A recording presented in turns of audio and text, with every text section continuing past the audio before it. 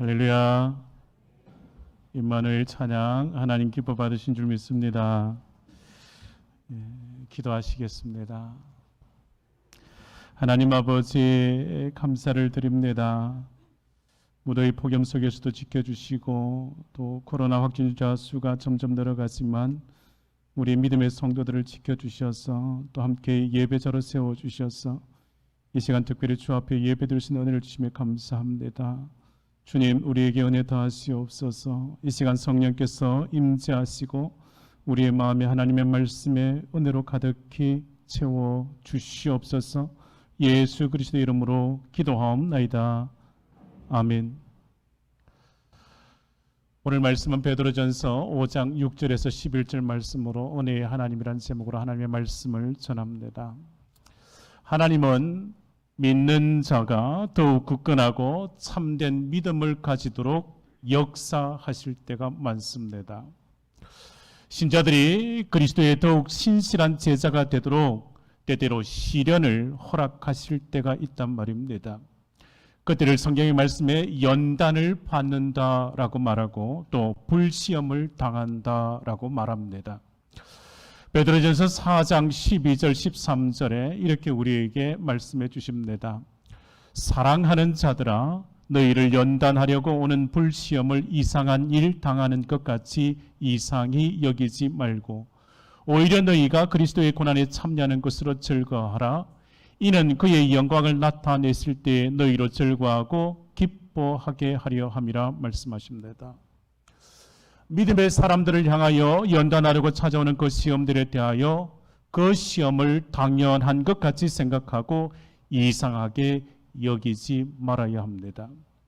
오히려 그리스도의 고난에 참여하는 주님의 말씀에 그 말씀에 순종하여 살아갈 때 오늘 본문 6절 말씀과 같이 하나님께서 하나님의 때에 높여주실 것입니다. 그러므로 하나님의 능하신 손 아래 겸손하라. 때가 되면 너희를 높이시리라 약속하셨습니다. 때가 되면 하나님께서는 믿음의 사람들을 높여주실 것입니다. 빙점으로 유명한 작가가 13년이란 긴 세월을 폐결핵과 심한 척추 질병으로 고생을 했었습니다. 그는 그 기간 동안을 부모와 형제들에게 큰 부담을 끼친 쓰라린 나날이었다고 해고했습니다. 13년간을 사람들에게 신세만 지면서 살아왔다는 생각으로 항상 미안한 마음이 금할 길이 없었습니다. 주위의 고생도 고생이지만 자신의 고통이 얼마나 컸겠습니까? 하지만 그는 하나님이 그런 미약한 생명까지도 어떠한 형태로든 사람들을 위해 사용해 주셨음을 고백했습니다. 그리고 병으로 고생한 것이 결코 하나님의 저주가 아니라 건강한 사람과 마찬가지로 축복받은 생명이라 여겼습니다. 그리고 그 시간들 하나님 앞에 감사했습니다. 아무리 큰 고난이라 할지라도 그것을 축복으로 간주하는 사람에게는 그 고난이 이제 더 이상 고난이 될 수가 없습니다. 여러분, 애굽에서 고생하였던 요셉이 형들을 만나서 고백하지 않습니까? 그런즉 나로 이리로 보낸 이들이 이는 당신들이 아니요 하나님이시라.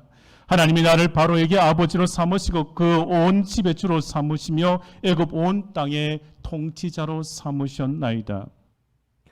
삶의 고난에 이 문제가 해석되어지기만 하면 이겨낼 수 있는 겁니다. 하나님의 뜻을 찾으면 이 삶의 이 고난은 문제가 되지를 않습니다. 질병과 고통과 고난의 문제가 말씀으로 해석되었으면 그것은 은혜의 자리가 되고 마는 것입니다. 불치의 질병이라 할지라도 이 큰 고통에서 은혜의 하나님을 만나고 주의 뜻을 찾는다면 건강한 육신을 가진 사람들 못지않게 나 자신이 또한 축복을 누리는 복된 자라는 사실을 깨달을 수가 있다는 것입니다. 사도 바울이 자신의 그 연약함에 대하여서 고백했습니다. 여러 계시를 받은 것이 지극히 금으로 너무 자만하지 않게 하시려고 내 육체의 가시 곧 사탄의 사자를 주셨으니 이는 나를 쳐서 너무 자만하지 않게 하려 하심이라. 그러므로 내가 그리스도를 위하여 약한 것들과 능욕과 궁핍과 박해와 공고를 기뻐하노니 이는 내가 약한 그때의 강함이라고 고백했습니다. 고난 속에서 믿음의 사람은 고백할 수 있습니다. 주를 찬양할 수 있고 주의 은혜를 노래할 수 있는 것입니다. 욥이 이런 고백을 하지 않았습니까? 내가 가는 길 그가 아시나니 그가 나를 단련하신 후에 내가 정금같이 순금같이 되어 나오리라. 여러분, 오늘 예배를 드리는 성도님들 중에 질병의 고통으로 힘든 시간을 보내거나 세상의 시련과 박해로 인하여 고통 중에 거한다면 오늘 성령 하나님께서 만나주시기를 원합니다. 성령 하나님께서 위로와 회복의 은혜를 주실 줄 믿습니다. 성령 하나님께서 역사하셔서 내 이 마음에 이 시련과 이 고통의 삶의 자리가 하나님의 말씀으로 해석되어서 은혜의 자리로 바뀌게 될 줄 믿습니다. 오늘 우리에게 주신 이 베드로 전서의 말씀은 초대교회 당시 모든 성도들에게 산 소망을 전하기 위해 기록된 말씀입니다. 베드로전서의 말씀이 기록된 그 목적이 성도들이 그들의 삶 가운데 직면하는 그 박해, 그 고난을 극복할 수 있도록 격려하고 온갖 어려움을 겪는 성도들을 위로하기 위하여 기록된 서신의 말씀입니다. 베드로전서의 기록 당시 성도들이 받은 그 박해와 그 고난이 무엇이었겠습니까? 네로 황제의 박해였습니다. 당시 사회적 그 문제를 그리스도인들에게 전가시키고 불의를 행한 로마에 있어서의 공식적인 박해였습니다. 그리고 성도들이 받은 그 고난과 박해는 예수 그리스도를 믿음으로써 세상으로부터 당하는 그 모든 고난을 말합니다.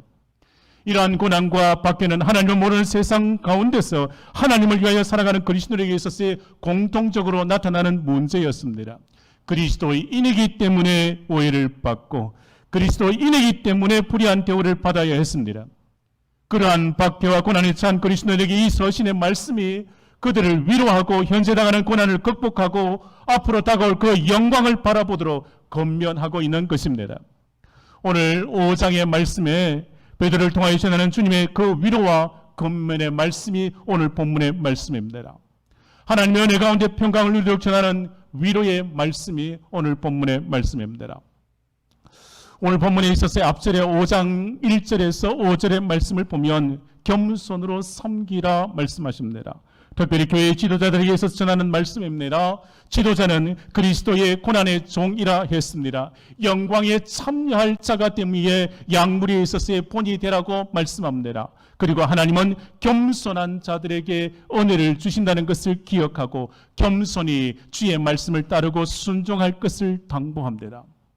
그리고 오늘 본문 6절 이하의 말씀에 성도의 그 삶의 자리를 말합니다. 교만한 삶이 있고 겸손한 그 삶이 있음을요. 염려하는 삶이 있고 염려를 맡기고 의뢰하는 삶이 있음을요.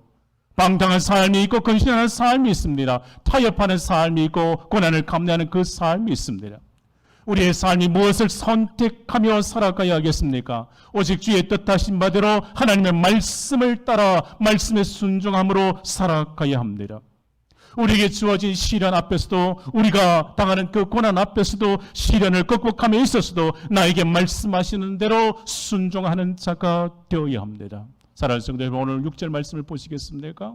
오늘 본문의 6절 말씀을 다 함께 합독하십니다. 그러므로 천천히 저와 함께 합독하십니다. 그러므로 하나님의 능하신 손 아래에서 겸손하라. 때가 되면 너희를 높이시리라. 아멘. 초대교회 당시 성도들은 네로의 박해로 두려움에 사로잡히기도 했습니다. 박해와 고난으로 인하여 실망하고 믿음을 포기하는 사람들도 생기게 되었습니다. 믿음의 사람들에게 찾아오는 극심한 그 박해, 고난과 시련을 이기도록 오늘의 말씀이 주어진 것입니다. 이 세상에서 오늘을 살아가는 우리 성도님들 중에서도 고난과 고통의 시간을 보내는 이들이 있을 것입니다. 고난과 그 핍박을 앞에 두고 우리 성도들이 어떻게 해야 하겠습니까? 오늘 본문 6절 말씀에 분명 우리에게 말씀하심이 이것입니다. 하나님께서 우리에게 말씀하십니다. 겸손하라고 말씀하십니다. 그러므로 하나님의 능하신 손 아래에서 겸손하라. 때가 되면 너희를 높이시리라 말씀하십니다. 우리가 겸손을 이해할 때 유순하거나 조용한 성품만을 떠올리기 쉽습니다. 그러나 오늘 본문에서 말하는 겸손한 개인의 성품에서 찾는 것이 아닙니다. 하나님의 능력을 믿는 믿음에서 출발하는 것입니다. 사랑하는 성도 여러분, 진정한 겸손이란 자신의 부족함을 깨닫는 데서부터 시작되어지는 겁니다. 나의 그 연약함, 나의 그 부족함을 깨달음으로 더욱더 하나님의 능력을 의지하는 그 자리가 믿음의 자리인 것입니다. 그러하기에 신앙의 그 밖에 그 환난 중에도 성도들에게 하나님께서 주시는 말씀이 이것입니다. 하나님의 능하신 손 아래에 겸손히 요구되어진다는 것입니다. 우리가 겪는 고난의 현장에서 내가 이 문제 해결할 수 없다고 시인해야 합니다. 이 질고의 문제, 내 남편과 내 아내의 그 질병의 문제, 내가 해결할 수 없음을 시인해야 합니다. 내 자녀의 문제를 내가 해결할 수 없다고 깨달아야 합니다. 전능하신 하나님께서 내 삶의 문제를 해결하실 수 있는 능력을 가지신 참 전능하신 하나님이심을 우리는 고백해야 합니다. 그러기에 하나님의 그 능하신 손 아래에서 우리가 취할 모습은 이것입니다. 그 앞에 겸손히 서는 것입니다. 사랑하는 성도 여러분, 5절 말씀 보시겠습니까? 오늘 성경의 본문의 앞절 말씀이요. 젊은 자들은 이와 같이 장로들에게 순종하고 다 서로 겸손으로 허리를 동이라. 하나님은 교만한 자를 대적하시되 겸손한 자들에게 은혜를 주시느니라. 젊은 자들은 이와 같이 장로들에게 순종하고 다 서로 겸손으로 허리를 동이라. 하나님은 교만한 자를 뭐하시되 대적하시되 겸손한 자들에게 뭐를 주시느니라? 은혜를 주시느니라 말씀하십니다. 하나님은 교만한 자들에 대하여 대적하시느니라. 그러나 겸손한 자에게는 은혜를 더하여 주신다고 말씀하십니다. 사랑하는 오늘 본문의 6절 말씀을 또 보시겠습니까? 그러므로 하나님의 능하신 손 아래 겸손하라. 때가 되면 너희를 높이시라 말씀했습니다. 순종하려면 겸손해야 합니다. 그러게 다 서로 겸손을 허리를 동이라 말씀하지 않습니까? 하나님 앞에서 겸손해야 합니다. 사울왕이 불순종함을 하나님께 버림을 받지 않습니까? 왜 그렇겠습니까? 그 마음에 모하기 때문에, 교만하기 때문입니다. 책망을 듣고도 왕겨진 그 교만한 그 마음 때문이었습니다. 자기의 그 교만을 꺾어야만 겸손하고 온유한 자가 되는 것입니다. 겸손해야 하나님의 말씀 앞에 비로소 순종할 수 있게 되는 것입니다. 하나님께서는 모세를 향하여 그 온유함이 지면에 다하다고요. 모세의 그 온유함과 그 순종함에 대하여 하나님께서 인정하지 않았겠습니까?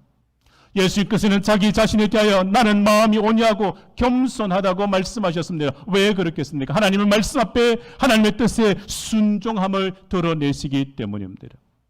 사랑하는 성도 여러분, 겸손한 마음을 가지시기를 바랍니다. 사랑하는 성도들, 겸손한 마음을 가지시기를 주의 이름으로 축원합니다. 하나님의 능하신 손 아래 겸손하면 하나님께서 때가 되면 뭐하시리라? 높이시리라 말씀하셨습니다. 사랑하는 성도, 우리는 세상의 그 높은 산 꼭대기를 보지 않습니까? 그리고 낮고 낮아진 그 산 골짜기를 볼 수 있지 않습니까? 높이 솟은 그 산 정상에 바위만이 가득하다면 웅장하고 멋있게 보일지 모르나 그곳에는 아무 생명도 없습니다.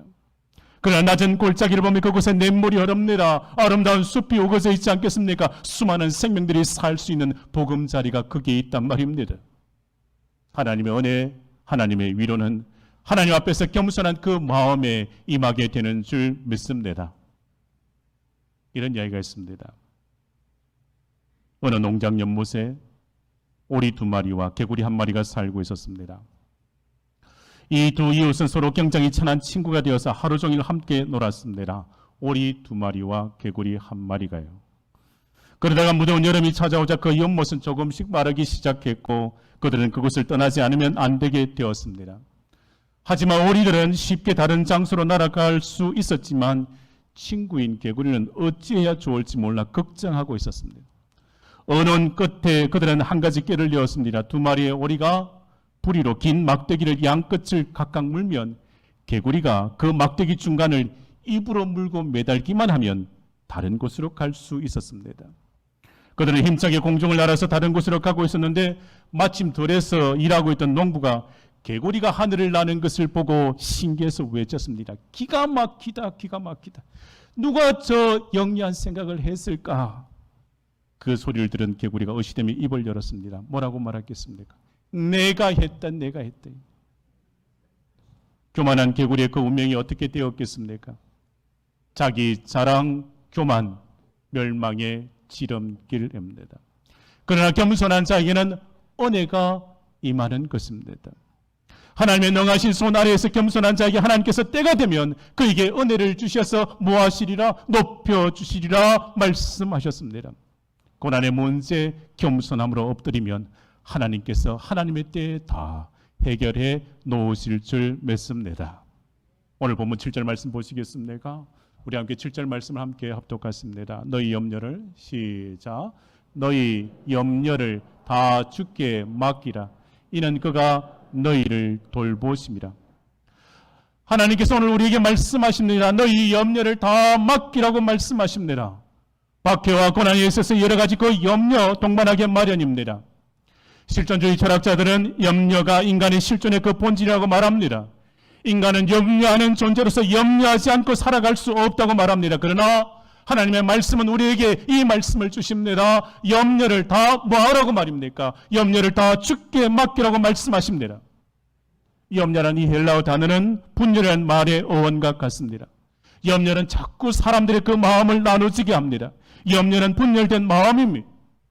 이 세상을 살아가는 사람이라는 어려움이 닥쳐올 때 그 마음에 염려가 일어나지 않을 수 없습니다. 문제는 우리의 마음속에 일어나는 그 염려들을 어떻게 하느냐가 중요합니다. 오늘 본문의 말씀은 우리에게 그 염려를 다 주께 맡기라고 말씀하십니다. 인간의 마음과 생각을 잠식하는 그 염려, 여러분의 그 현실을 조금도 선한 것으로 이끌지 못합니다. 내 마음속에 일어나는 그 염려들하면 여러분 믿으시기를 바랍니다. 다 주께 맡기면 주님께서 다 맡아주시는 줄 믿습니다. 내 염려 주께 맡기면 주님께서 이 염려들을 다 받아주시는 줄 믿습니다. 아무것도 염려하지 말고 다만 모든 일에 기도와 간구로 너희 구할 것을 감사함으로 하나님께 아뢰라. 그러면 모든 지각에 뛰어난 하나님의 평강이 그리스도 예수 안에서 너희의 마음과 생각을 지키시리라. 삶의 모든 염려 주께 맡기고 평강의 복을 누리시기를 주의 이름으로 축원합니다. 염려는 묵상하는 것이 아닙니다. 염려를 묵상하지 말고 주의 나라를 구할 때 복된 삶을 살아가게 되는 줄 믿습니다. 오늘 본문의 말씀이요, 다 주께 맡기라고 주님께서 우리에게 하신 말씀이 있습니다. 너희의 그 모든 염려를 다 주님께 맡기라고 말씀하십니다. 사랑하는 성도 여러분, 오늘 본문 말씀 8절 또 9절 말씀 함께 합독하십니다. 8절 9절 말씀 건신하라. 저와 함께 천천히 읽습니다. 건신하라 깨어라 너희 대적 마귀가 우는 사자같이 두루다니며 삼킬 자를 찾나니 너희는 믿음을 굳건하게 하여 그를 대적하라. 이는 세상에 있는 너희 형제들도 동일한 고난을 당하는 줄을 알미라. 오늘 보면 8절 9절 말씀을 통해 하나님께서 우리에게 말씀하십니다. 건신하고 깨어있으라고 명하십니다. 건신이란 말은 우리 인간의 감정, 그 욕망, 그 쾌락 등을 자제하는 것을 말합니다. 깨어있다는 것은 나태함에 대하여 경계하는 것을 의미합니다. 신앙적인 그 환란, 마귀의 그 유혹은 성도들에게 있어서 그 무절제와 나태의 틈을 타고 들어올 때가 많습니다. 마치 우는 사자가 이리저리 두루다니며 삼킬 자를 찾는 것처럼 마귀는 절제하지 못하고 나태해진 그 성도를 넘어뜨리게 하여 찾고 또 찾아다닌다는 겁니다. 그래 성도들에게 요구되어지는 것이 이것입니다. 깨어 건신하는 것입니다. 깨어있다는 말은 영적으로 잠들지 않는 것입니다. 기도하고 살아가는 거예요. 기도하며 살아가는 거예요. 주님께서 제자들에게 말씀하셨습니다. 깨어 있으라고 당부하셨지 않겠습니까? 이 말씀에 있어서 너희가 깨어 주의 오실 때를 기다리라고요. 그러므로 깨어 있으라. 어느 날에 너희 주가 임할는지 너희가 알지 못함이라 말씀하셨습니다. 영적 싸움에서 중요한 것은 건신하고 깨어 기도하는 것입니다. 오늘 우리에게 하나님께서 말씀하십니다. 건신하라 깨어라. 너희 대적 마귀가 우는 사자같이 두루다니며 삼킬 자를 찾나니 너희는 믿음을 굳건하게 하여 그를 대적하라. 이는 세상에 있는 너희 형제들도 동일한 고난을 당하는 줄 알미라 말씀하십니다. 건신하고 깨어 있으라는 말씀에 순종하시기를 바랍니다. 깨어 있어야 합니다.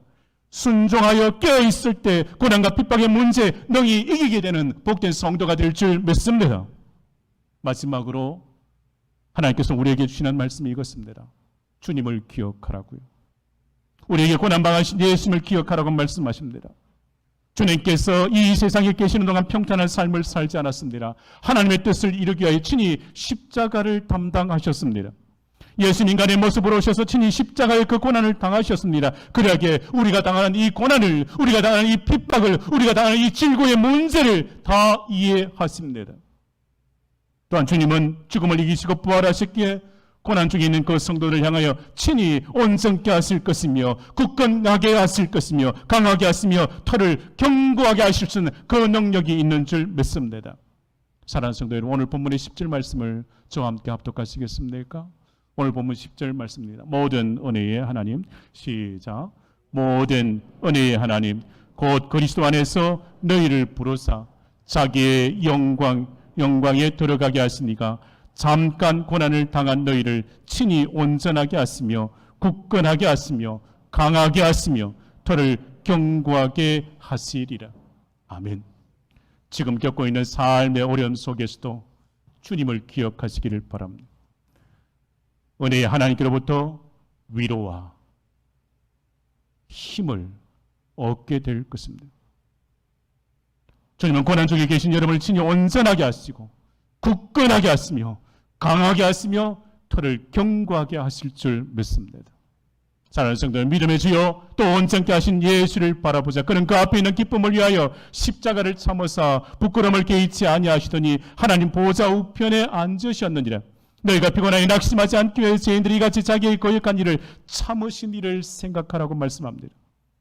주께서 당하신 십자가의 그 고난을 깊이 생각하고 우리에게 있어서 다가오는 그 고난 얼마든지 이겨낼 수 있는 그 은혜를 주께로부터 받을 수 있을 겁니다.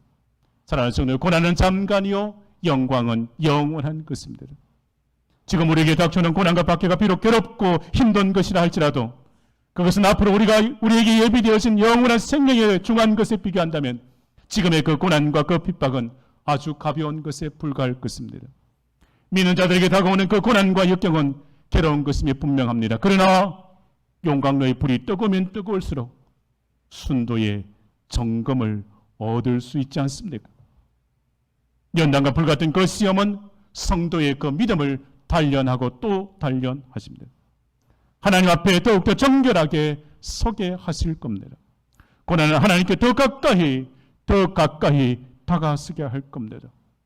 신앙을 지키기 위하여 괴롭고 힘든 일이 많이 있다 할지라도 오늘 우리 주신 말씀과 같이 겸손하게 엎드리고 주님께 맡기며 건신하고 깨었기도 하고 주님을 더 깊이 묵상할 때 은혜의 하나님께서 때가 되면 우리를 다 높여주실 줄 믿습니다. 회복의 은혜를 받도록 하나님께서 큰 은혜를 주실 줄 믿습니다. 은혜의 하나님께서 우리 모든 성도를 지키시고 붙드시고 늘 함께 하시기를 주의 이름으로 축원합니다. 기도하십니다. 은혜가 풍성하신 하나님, 세상의 핍박과 환난 가운데서 믿음을 지키며 살아가도록 은혜를 주시옵소서.